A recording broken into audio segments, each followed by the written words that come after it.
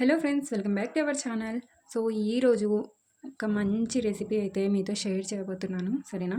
ఇక్కడ ముందుగా ఒక హాఫ్ కేజీ చికెన్ తీసుకొని ముందుగా 2-3 టైమ్స్ బాగా దీన్ని శుభ్రంగా వాష్ చేసి నీళ్ళు మొత్తం డ్రైన్ చేసి పెట్టేశాను అనమాట. ఓకేనా? ఇప్పుడు ఇందులో 1 టేబుల్ స్పూన్ పెరుగు,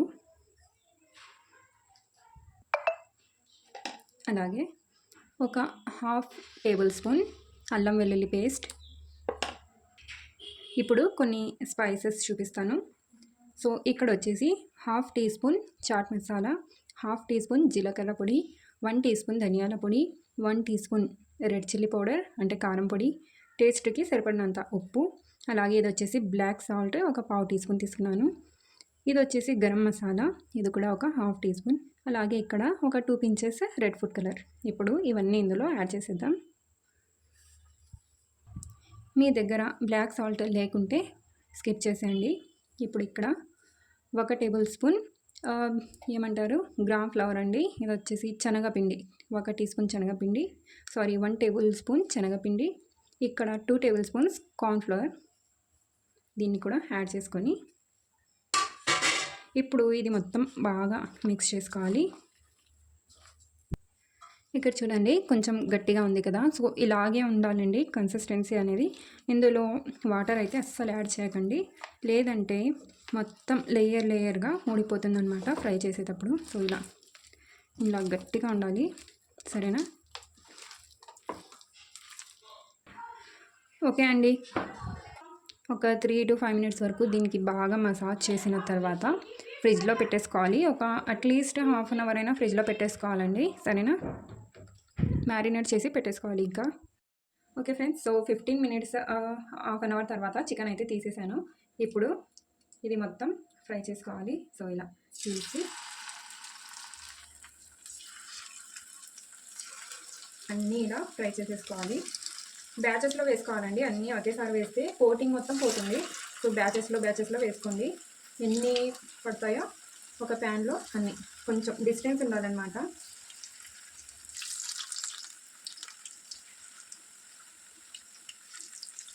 ఓకే అండి, సో ఫస్ట్ బ్యాచ్ అయితే వేసేసాను. మీడియం ఫ్లేమ్లో దీన్ని ఫ్రై చేసుకున్నాం. సో ఒక 2-3 మినిట్స్ తర్వాత స్లోగా ఇలా టర్న్ చేసేసుకుందాం. చాలా క్రిస్పీగా ఉంటాయండి అండ్ చాలా టేస్టీగా ఉంటాయి.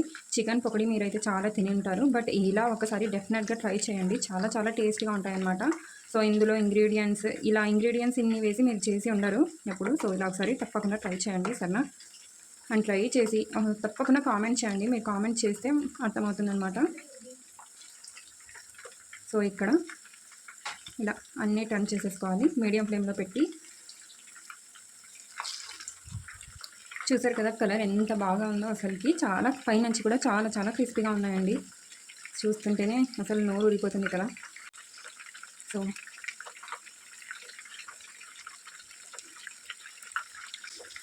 రెసిపీ కొంచెమైనా నచ్చితే తప్పకుండా లైక్ చేయండి, సరేనా? నచ్చకుంటే డిస్లైక్ చేయండి, ఓకేనా? ఎందుకంటే తెలియాలి కదా ఎంతమందికి రెసిపీ నచ్చింది, వీడియో నచ్చింది, ఎంతమందికి నచ్చలేదు అనేది. సో దానికోసం వీడియో నచ్చితే లైక్ చేయండి, నచ్చకుంటే డిస్లైక్ చేయండి, ఓకేనా?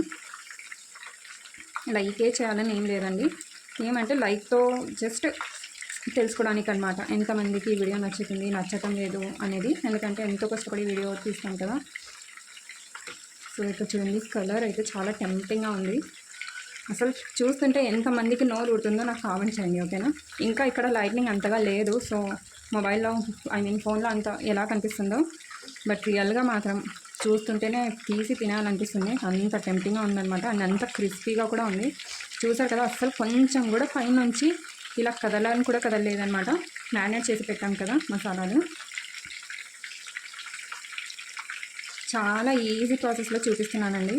ఏమంటే మేము చికెన్ మీట్ చేసేటప్పుడు మ్యారినేట్ చేసి పెట్టుకుంటే ఫ్లేవర్స్ అన్నీ లోపల పోతాయన్నమాట, చికెన్ అబ్జర్వ్ చేసుకుంటుంది, అప్పుడే చాలా టేస్టీగా ఉంటుంది, ఓకేనా?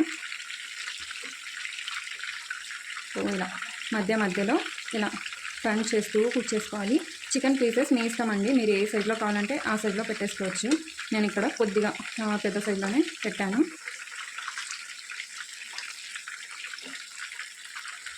అలాగే మా ఛానల్లో రీసెంట్గా ఒక వ్లాగ్ వీడియో కూడా అప్లోడ్ చేశానండి, ఒకసారి విజిట్ చేసి చూడండి. మేబీ మీకు అందులో ఏమైనా యూస్ఫుల్గా ఉండవచ్చు.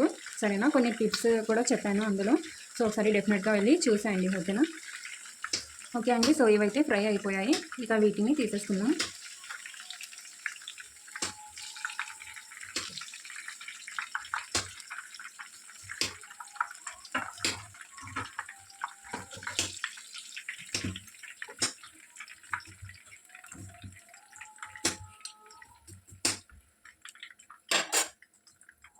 సో ఫస్ట్ బ్యాచ్ అయితే అయిపోయింది కదండి. ఇప్పుడు సెకండ్ బ్యాచ్ వేసుకోవాలి. సో చెప్పాను కదా, ప్యాన్లో ఎన్ని అయితే పడతాయో దాని అకార్డింగే వేసుకోవాలి. అన్నీ ఒకేసారి వేసేసామనుకోండి ఇంకా దీని లేయర్ మొత్తం ఊడిపోయి సపరేట్ అయిపోతుంది, చికెన్ మొత్తం సపరేట్ అయిపోతుంది. సో ఇలా బ్యాచెస్గా వేసుకుంటే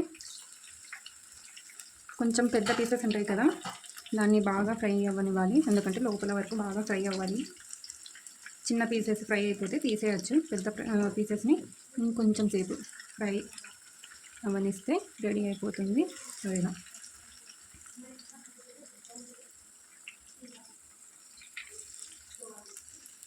ఓకే అండి. సో రెసిపీ నచ్చితే కనుక తప్పకుండా ప్లీజ్ ఒక లైక్ అయితే చేసుకోండి. ఇక్కడ ఇలా వేసేటప్పుడు కొంచెం జాగ్రత్తలు కూడా పాటించండి, లేదంటే ఆయిల్ హీట్గా ఉంటుంది కదా, పైన పడి మళ్ళీ కాలే ఛాన్స్ ఉంటుందన్నమాట. ఇలా ఇందులో ఉన్న మసాలా మొత్తం క్లీన్ చేసి వేసేసాను అనమాట పీస్ల మీద. సో ఇలా